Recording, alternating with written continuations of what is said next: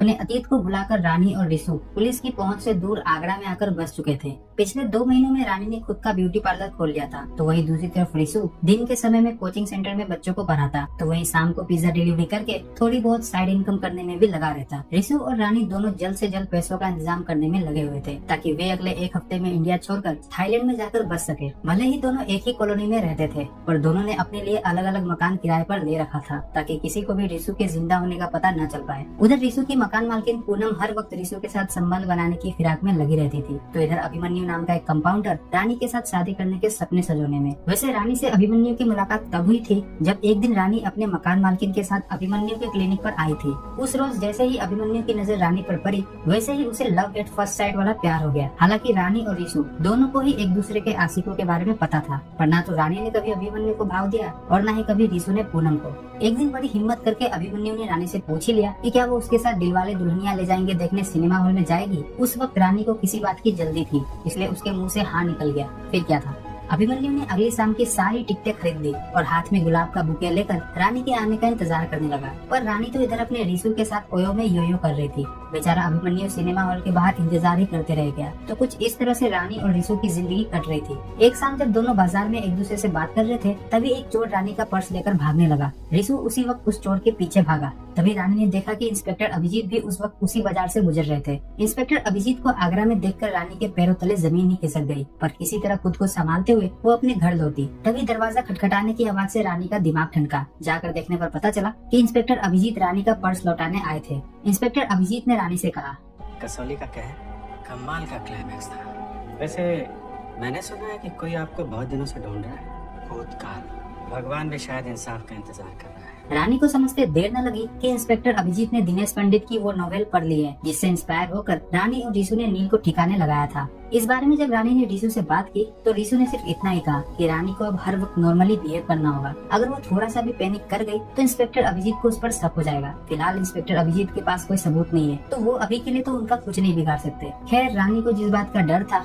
आखिर वही हुआ। कुछ दिनों बाद इंस्पेक्टर अभिजीत ने रानी को पूछताछ के लिए थाने बुलाया। घबराए हुए चेहरे पर कॉन्फिडेंस का नकली मेकअप लगाकर जब रानी थाने पहुंची, तो वहां उसकी मुलाकात मृत्युंजय पासवान नाम के एक दूसरे सीनियर इंस्पेक्टर से हुई। पता चला कि मृत्युंजय पासवान रानी के दूर के रिश्तेदार लगते थे। शॉर्टकट में कहूँ तो मृत्युंजय पासवान नील के सगे चाचा थे, और उन्होंने ही इंस्पेक्टर अभिजीत से नील का केस अपने अंडर ले लिया था, ताकि वो खुद पर्सनली नील के केस की जाँच करके असली गुनहगारों को फांसी के फंदे तक पहुँचा सके। डीएसपी पासवान ने रानी की कॉल डिटेल्स निकलवाई थी, जिसके हिसाब से रानी किसी राहुल नाम के व्यक्ति से रोज घंटों बातें किया करती थी। पूछने पर रानी ने बताया कि राहुल उसका सिर्फ एक दोस्त था, पर कुछ दिनों से उसका कोई अता पता नहीं है। हालांकि रानी को भी यह बात पता थी कि रिशु ने ही फेक आईडी के जरिए राहुल नाम से एक फेक सिम निकलवाई थी, ताकि वो रानी से बात कर पाए। हालांकि जब से रानी और रिशु को इंस्पेक्टर अभिजीत के आगरा में होने की बात पता चली थी, तब से रिशु ने अपना मोबाइल तोड़कर उसे ठिकाने लगा दिया था, और दोनों पीसीओ के जरिए ही एक दूसरे से बात किया करते थे। डीएसपी पासवान ने जब उस राहुल के कॉल की डिटेल्स निकलवाई, तो पता चला कि राहुल हर दूसरे तीसरे दिन किसी ट्रेवल एजेंट को कॉल किया करता था। खैर, रानी तो किसी तरह डीएसपी पासवान के पूछताछ से बचकर वहाँ से बाहर निकल आई, पर इंस्पेक्टर पासवान ने अगले ही दिन उस ट्रेवल एजेंट को पकड़ लिया, जिसे रिशु ने पासपोर्ट और थाईलैंड का वीजा बनाने के लिए पैसे दिए थे। इधर इंस्पेक्टर अभिजीत राहुल नाम के उस सिम कार्ड के पिछले हफ्ते की लोकेशन हिस्ट्री को ट्रेस करते हुए पूनम के घर पहुंच गए थे, जहां रिशु किराए पर रह रहा था। इंस्पेक्टर अभिजीत ने जब पूनम से रिशु के बारे में पूछताछ की,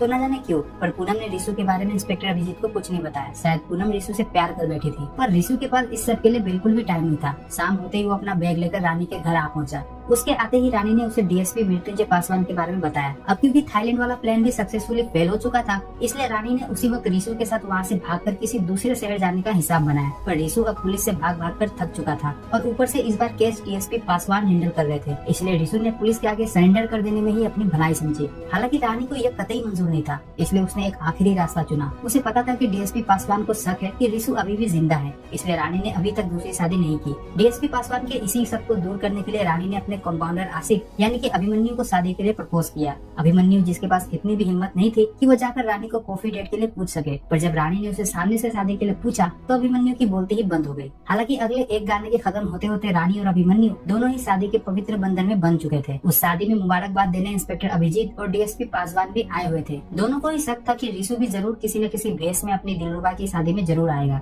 उनका शक बिल्कुल सही था। बेचारा रिशु अपनी ही बीवी की शादी में शहनाई बजा रहा था। हालांकि न तो इंस्पेक्टर अभिजीत की नजर रिशु पर पड़ी और न ही डीएसपी पासवान की। इधर अभिमन्यु शिलाजीत वाला दूध पीने के बाद जब सुहागरात मनाने कमरे में आया, तो उसी वक्त रानी ने उसका केएलपीडी कर दिया, ये कहकर कि उसने भले ही अपनी आगे की जिंदगी जीने के लिए अभिमन्यु से शादी की है, पर उसका शरीर आज भी सिर्फ और सिर्फ रिसु का ही है। अब उदास अभिमन्यु चला हिलाने। तभी रानी ने अभिमन्यु के सामने सांप सीढ़ी खेलने की फरमाइश की और दोनों पूरी रात सिर्फ सांप सीढ़ी ही खेलते रह गए। खैर अभिमन्यु ने हार नहीं मानी और अगले ही दिन से रानी को प्यार का एहसास दिलाने में लग गया। पर रानी को अभिमन्यु से प्यार तो तभी होता जब ये गेंडू रिसु रानी का पीछा छोड़ता। एक शाम जब अभिमन्यु अपने क्लिनिक से घर लौटा तो उसने देखा कि रानी शराब के नशे में डूबी हुई थी। अनजाने में रानी के मुंह से ये निकल गया कि उसने अभिमन्यु से शादी क्यों करी थी। बेचारे अभिमन्यु को जब ये पता चला कि उसकी दिलरुबा रानी ने उसे बस अपने मतलब के लिए यूज किया है तो उसे बहुत बुरा लगा, पर फिर भी वो रानी को खुश देखना चाहता था। इसलिए उसने रिसु और रानी की मदद करने का फैसला किया। रानी तो अभी भी अभिमन्यु के साथ ही रह रही थी, पर अभिमन्यु ने रिसु को अपने क्लिनिक में छुपा दिया था ताकि पासपोर्ट वगैरह बनने तक रिसु पुलिस की नजर से दूर रह सके। उसी रोज अभिमन्यु रानी के साथ एक आखिरी बार यमुना नदी में बोटिंग करने आया हुआ था। बातों ही बातों में अभिमन्यु ने बताया कि उसने ही अपने चाचा चाची और उनकी दोनों बेटियों को सांप के जहर से मार डाला था, क्योंकि कुछ सालों पहले अभिमन्यु के चाचा ने धोखे से अभिमन्यु के पिता की जमीन हड़प ली थी, जिसके चलते आगे चलकर अभिमन्यु के पिता ने हत्या कर ली। इधर रिसु को भी यह बात लल्लन नाम के एक सपेरे से पता चल चुकी थी। दरअसल लल्लन ही वो सपेरा था जिसने आज से 20 साल पहले अभिमन्यु को वो सांप लाकर दिया था, जिसके काटने से अभिमन्यु के चाचा और उनकी पूरी फैमिली की मौत हो गई थी। लल्लन महीने में एक बार अभिमन्यु से पैसे लेने पीछे के दरवाजे से उसके क्लिनिक में आया करता था ताकि वो अपना मुंह बंद रख सके। इधर रानी समझ चुकी थी कि आखिर अभिमन्यु ने रिसु को अपने क्लिनिक में क्यों छुपा कर रखा है। उसे शक था कि जरूर रिसु की जान को खतरा है, इसलिए जैसे ही उसे मौका मिला वैसे ही वो भागती हुई पुलिस स्टेशन पहुंची और डीएसपी पासवान को बताया कि अभिमन्यु रिसु को मार डालेगा। डीएसपी पासवान को बस इसी मौके की तलाश थी। अब उनका शक कंफर्म हो गया था कि रिसु अभी भी जिंदा है। पुलिस की टीम रिसु को ढूंढने अभिमन्यु के क्लिनिक पर पहुंची, पर रिसु वहां से दरवाजा तोड़कर पहले ही जा चुका था। इधर अभिमन्यु के घर पर भी कोई नहीं था। तभी इंस्पेक्टर अभिजीत को यह खबर मिली कि यमुना नदी के किनारे एक कार में 2 जली हुई लाश बरामद हुई है। लाश के पास पड़े सूटकेस और आइडेंटिटी कार्ड से यह पता चला कि उन 2 लाशों में से एक लाश तो अभिमन्यु की थी और दूसरी पूनम की।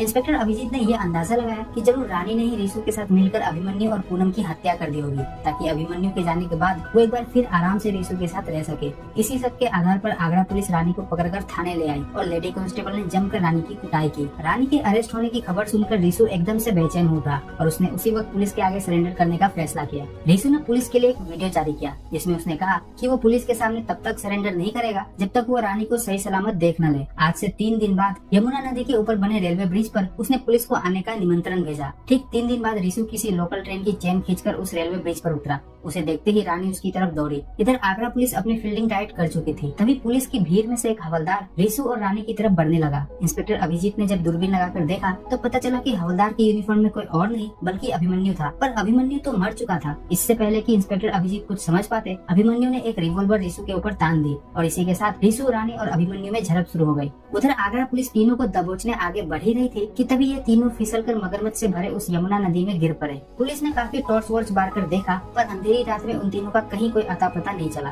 अगली सुबह सर्च ऑपरेशन के दौरान पुलिस को रिसु का वो प्रोस्थेटिक हैंड मिला, जिसे देखकर सबने ये मान लिया कि जरूर उन तीनों को मगरमच्छ ने दबोच लिया होगा। इसी के साथ आगरा पुलिस ने इस केस को यहीं पर क्लोज कर दिया। पर डीएसपी पासवान इतनी जल्दी कहाँ हार मानने वाले थे। उन्होंने अपनी इन्वेस्टिगेशन जारी रखी और एक एक करके सारे डॉट्स कनेक्ट करने शुरू कर दिए। महीनों की जांच पड़ताल और काफी सारे सीसीटीवी फुटेजेस को खंगालने के बाद डीएसपी पासवान को सारी कहानी समझ में आ गई। उनके हिसाब से रानी, रिसु और अभिमन्यु तीनों ने मरने का नाटक किया है, क्योंकि अगर वे तीनों आज दुनिया की नजरों में जिंदा होते तो आज जेल में सड़ रहे होते। रानी तो पहले से ही जेल में थी। रिसु नील के कत्ल के जुर्म में जेल जाता और अभिमन्यु अपने चाचा और उनकी फैमिली को मारने के जुर्म में। उस दिन पुलिस को यमुना नदी के किनारे जो 2 लाशें मिली थी, उसी दिन के फुटेजेस को चेक करते वक्त डीएसपी पासवान ने देखा कि अभिमन्यु के क्लिनिक में पहले पूनम गई थी और उसके बाद लल्लन से अभिमन्यु को खतरा था और पूनम से रिसु को। इसलिए उन दोनों ने मिलकर पहले तो लल्लन और पूनम को ठिकाने लगाया और लाश के सामने अभिमन्यु ने अपना आईडी कार्ड वगैरह रख दिया ताकि पुलिस को लगे कि लाश लल्लन की नहीं बल्कि अभिमन्यु की है। बाद में तीनों ने एक साथ मिलकर पुलिस को गुमराह करने के लिए आगे की चाल चली। चाल के मुताबिक रानी को पुलिस वाले अभिमन्यु और पूनम के कत्ल के जुर्म में थाने ले गई और बाद में रिसु ने पुलिस के सामने सरेंडर करने का नाटक किया। तभी अभिमन्यु भी वहाँ आ धमका और तीनों यमुना नदी में कूद गए, जो कि हर वक्त मगरमच्छों से भरा रहता है। हालांकि 3 दिन पहले से अभिमन्यु और रिसु ने मिलकर नदी में मौजूद मगरमच्छों को उस एरिया से 2 किलोमीटर आगे शिफ्ट करने के लिए उन्हें बकरे का मांस खिलाना शुरू कर दिया था, ताकि जब वे तीनों नदी में कूदे तो उन्हें कम से कम मगरमच्छों का सामना न करना पड़े। इधर पुलिस वालों ने तीनों को मृत घोषित करके केस को पहले ही ही क्लोज कर दिया था, इसलिए अब डीएसपी पासवान की यह थ्योरी किसी काम की नहीं थी। खैर रानी, रिसु और अभिमन्यु का प्लान तो सक्सेस हो चुका था, पर पूरी तरह से नहीं। दरअसल जिस रात तीनों पुलिस को चकमा देकर भाग रहे थे, उस रात अभिमन्यु ने रानी से बदला लेने का फैसला किया। उस रात तीनों जब यमुना नदी को तैरकर पार कर रहे थे, तब रिसु को तैरने में दिक्कत हो रही थी, क्योंकि उसने प्रोस्थेटिक हैंड्स पहने हुए थे।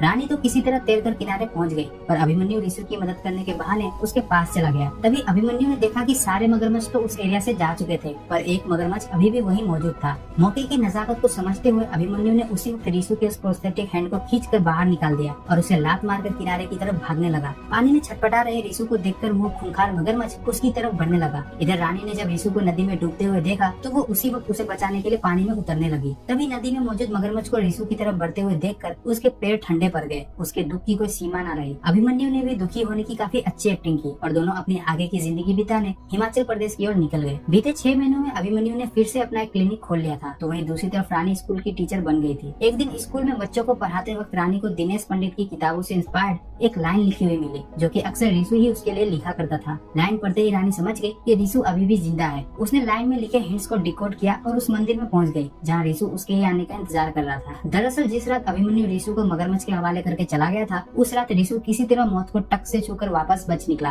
खैर रिसु ने रानी को अभिमन्यु की सच्चाई बता दी थी। सच्चाई का पता चलने के बाद रानी ने डीएसपी पासवान को अपने और अभिमन्यु के जिंदा होने के बारे में खबर कर दी और अपना पता भी बता दिया। हालांकि उसने रिसु के जिंदा होने की बात न तो अभिमन्यु को बताई और न ही डीएसपी पासवान को। एक रोज अभिमन्यु रानी के साथ तोता मैना लवर्स पॉइंट पर टाइम पास कर रहा था, तभी डीएसपी पासवान बाकी ऑफिसर्स के साथ वहाँ आ धमके। रानी ने अभिमन्यु से कहा कि उसने ही डीएसपी पासवान को वहाँ बुलाया है, क्योंकि उसे पता चल गया है कि अभिमन्यु ने ही जानबूझकर रिसु को पीछे छोड़ा था, ताकि रिसु के जाने के बाद अभिमन्यु का रास्ता साफ हो जाए। और इतना कहकर वो उस पॉइंट से नीचे कूद गई। अभिमन्यु, जो कि रानी से बहुत प्यार करता था, रानी को खोने के गम में उसने भी पुलिस के आगे अपने घुटने टेक दिए। हालांकि रानी ने बस मरने का नाटक ही किया था। उस चोटी से वो सीधे एक नदी में गिरी थी, जिसके कारण वो बच गई। नदी के किनारे रिसु उसके ही